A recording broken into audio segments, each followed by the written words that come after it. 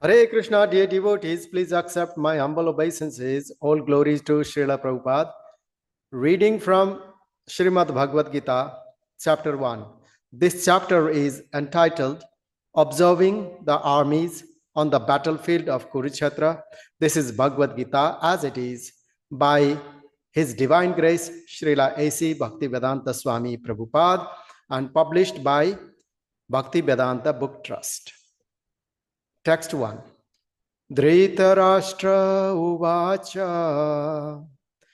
dharmakshetre kurukṣetre samaveta yuyutsavaha mamaka Pāṇḍava chaiva kimakurvata Sañjaya.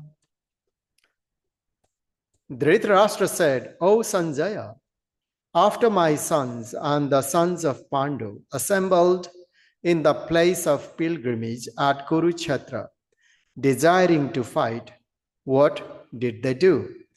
Hare Krishna.